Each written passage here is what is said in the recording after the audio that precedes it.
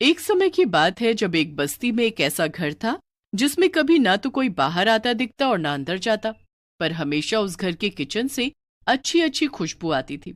उसी घर के सामने एक परिवार रहता था जिसमें 4 बच्चे और उनकी दीदी रहते थे। वो लोग बड़े ही गरीब थे। उनकी दीदी उन बच्चों के लिए भीख मांगकर खाने को लेकर आती थी, तब जाकर वो अपना पेट भर पाते थे। पर कभी कभी तो उनको भूखा भी सोना पड़ता था। एक दिन ऐसा ही हुआ जब उन बच्चों की दीदी रात तक घर नहीं लौटी और बच्चे भूख से बिलख रहे थे। अभी तक दीदी नहीं आई। आज तो हम सुबह से भूखे हैं। हाँ भाई, और ऊपर से ये सामने वाले किचन से इतनी अच्छी खुशबू भी आ रही है। वो तो हमेशा ही आती है, पर खुशबू से थोड़ी हमारा पेट भरेगा। हाँ सही बात है। अब तो दीदी के आने का इंतजार करो बस।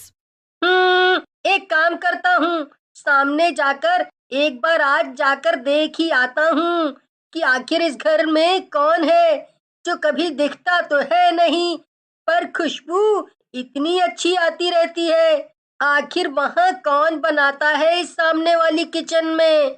चल पागल है क्या, चुपचाप यहीं रह। क्या पता कोई खड़ूस औरत रहती हो और तुमको भगा दे। भगा दिया तो भगा दिया, क्या फर्क पड़ता है। पर एक बार कोशिश तो करने दो। सोचो, अगर उन्होंने कुछ खाने को दे दिया तो दीदी तो हमेशा वही रोटी सब्जी देती है। क्या पता आज कुछ बढ़िया सा खाने को मिल जाए। पप्पू हिम्मत करके सामने किचन की खिड़की के बाहर जाकर खड़ा हो जाता है। किचन से खटर पटर की खूब तेज तेज आवाज आ रही होती है। पप्पू अंदर झांक कर देखता है पर उसे कोई दिखाई ही नहीं देता। फिर से बर्तनों की आवाज आती है। पप्पू को समझ नहीं आता, इसलिए वो जोर से आवाज देता है। पप्पू की आवाज लगाते ही किचन से आवाज आनी एकदम बंद हो जाती है, पर फिर भी खिड़की से कोई नहीं झांकता।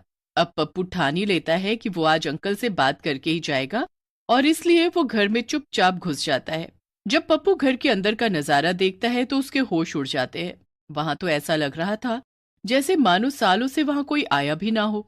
अरे, ये घर कितना अजीब है। यहाँ कोई रहता भी है? घर की हालत देखकर तो लग रहा है जैसे सालों से घर बंद पड़ा हो। खैर, मुझे क्या, मुझे तो किचन में जाना है। पप्पू इधर उधर ढूंढता हुआ किचन में पहुंच जाता है। किचन में एक आदमी पीठ करके खड़ा हुआ होता है जो गैस पर कुछ पका रहा होता है। Uncle, uncle.